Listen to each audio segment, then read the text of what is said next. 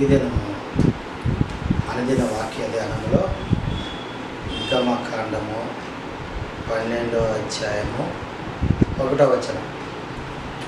మోషే అహరోనులు ఐగుప్తు దేశములో ఉండగా యెహోవా వారితో ఇలాగు సెలవిచ్చాను, నెలలో ఈ నెల మీకు మొదటిది, ఇది మీ సంవత్సరమునకు మొదటి నెల. మొదటి సంవత్సరం అనే విషయాన్ని మనం ధ్యానించుకుంటున్నాం.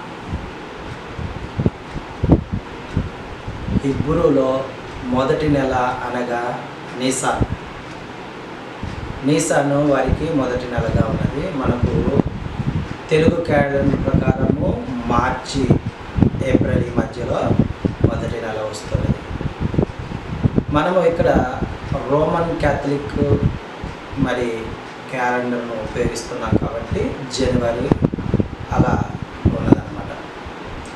అయితే హిబ్రూ క్యాలెండర్ ప్రకారం బైబుల్ క్యాలెండర్ కాబట్టి నెల ఆరంభ దినమని న్యూమును నెలలో మొదటి దినముగా తీసుకుంటారు. న్యూమూన్ ఆధారితంగా నెలలో మొదటి దినమును తీసుకుంటారు. అలాగున ఈ నెల మనకు న్యూమూను 9వ తారీఖు వచ్చిందన్నమాట. ఆ 9వ తారీఖు న్యూమూన్ కాబట్టి ఈ నెల 9వ తారీఖు నుంచి మనకు నీసాను 1వ తారీఖు, అంటే ఎవ్రీ క్యాలెండర్ 9వ తారీఖు నుంచి స్టార్ట్ అవుతుందన్నట్టు మనకు తెలుస్తున్నది.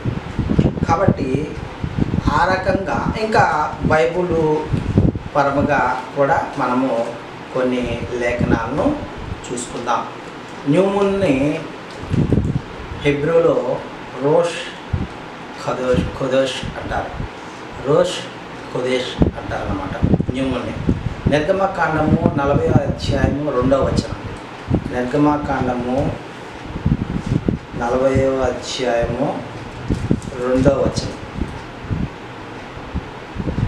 మొదటి నెలలో మొదటి దినమున నీవు ప్రత్యక్షపు గుడారపు మందిరమును నిలవబెట్టవలెను. ఇక్కడ మొదటి మందిరము స్టార్ట్ చేసిన సమయము మొదటి నెల మొదటి దినం, అంటే నీసాను 1వ తారీఖు. అంటే ఇప్పుడు మనకు ఈ నెలలో 9వ తారీఖుగా ఉన్నది. అలాగనే 40 మరి నిర్గమ 40వ అధ్యాయము 17వ వచనంలో 2వ సంవత్సరమున మొదటి నెలలో మొదటి దినమున మందిరము నిలవబెట్టబడెను. అంటే సంవత్సరం కల్లా మందిరము ఇక్కడ పూర్తయినట్లుగా మనం చూస్తూ ఉన్నాం. మరొకసారి 2వ సంవత్సరమున మొదటి నెలలో మొదటి దినమున మందిరము నిలవబెట్టబడెను. మందిరము మొదటి నెల నీసాన్ నెలలోనే మందిరము నిలవబెట్టబడినట్లుగా మనము చూస్తూ ఉన్నాం. ప్రియమైన సహోదరులారా, అలాగనే ఇంకొక సూచనలు మరి మనకు వాక్యాధారముగా ఎజ్రా 7వ అధ్యాయము 9వ వచనము. ఎజ్రా 7వ అధ్యాయము 9వ వచనం. మొదటి నెల మొదటి దినమందు అతడు బబులోను దేశము నుండి బయలుదేరి తన దేవుని కరుణాహస్తము తనకు తోడుగా ఉన్నందున 5వ నెల మొదటి దినమున యెరూషలేమునకు చేరెను. ఎజ్రా యెహోవా ధర్మశాస్త్రమును పరిశోధించి దాని చొప్పున నడుచుకున్నటకును ఇజ్రాయేలీయులకు దాని కట్టడలను విధులను నేర్పుటకును దృఢ నిశ్చయము చేసుకునేను. ఇక్కడ ఎజ్రా మొదటి నెల మొదటి తారీఖున బబులోను నుంచి మరి ప్రయాణము మొదలుపెట్టినట్లుగా మనము చూస్తూ ఉన్నాం. ఆయన ఎలాంటి మరి సంకల్పంతో బబులోను నుంచి బయలుదేరాడంటే ఇజ్రాయేలీయులకు ఆజ్ఞల విషయములను, విధులను, కట్టడలను నేర్పేటట్టు మరి దృఢ నిశ్చయంతో మరి ఎజ్రా బబులోను నుంచి బయలుదేరినట్లుగా మనము యెరూషలేముకు బయలుదేరినట్లుగా మనం ఇక్కడ చూస్తూ ఉన్నాం.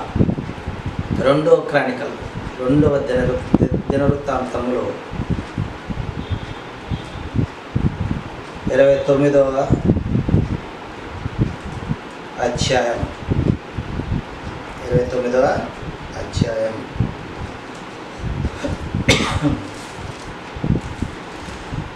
17వ వచనం. మొదటి నెల మొదటి దినమున వారు ప్రతిష్ఠిత చేయనారంభించి ఆ నెల 8వ దినమున యెహోవా మంటపమునకు వచ్చింది. ఈ ప్రకారము వారు 8 దినములు యెహోవా మందిరమున ప్రతిష్ఠించుచు మొదటి నెల 16వ దినము సమాప్తి చేసిరి. ఇక్కడ మరి పాడైపోయినటువంటి మందిరాన్ని మళ్ళీ బాగు చేసి మందిర ప్రతిష్ఠత చేసినట్లు మనం హిజ్కియా కాలంలో చూసి ఉన్నాం.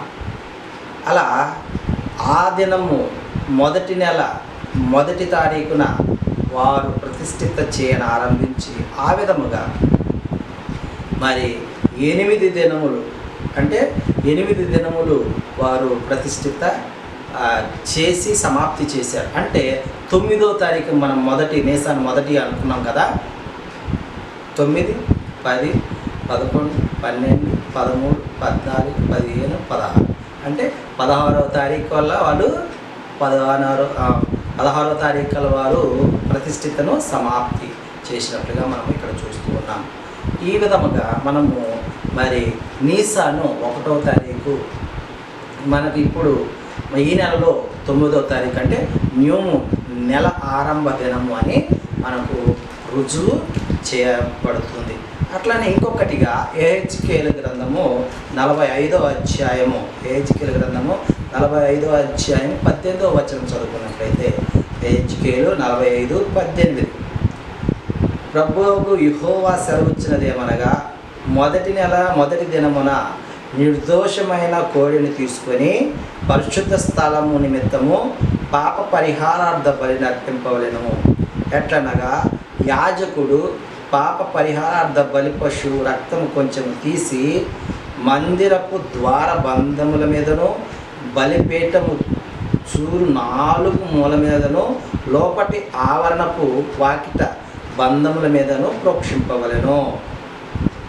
ఈ విధముగా పస్కా పండుగకు అంటే పస్కా పండుగ జరిగే సమయంలో ఈ యొక్క మొదటి నెల మొదటి దినము సంవత్సరములో మొదటి నెల మొదటి దినము మనకు ఆరంభమవుతుంది అని మనకు లేఖన భాగముల ద్వారా తెలియబడుచు ఉన్నది. ప్రియమైన సహోదరి సహోదరుడా, ఈ విధముగా మనము సంవత్సరము యొక్క మొదటి నెల మొదటి దినమును లెక్కించవచ్చు. మరి ఈ విధముగా దేవుడు ఈ వాక్యములను మన వెనుకల్లో ఫలింపచేయునుగాక. ఆమేన్.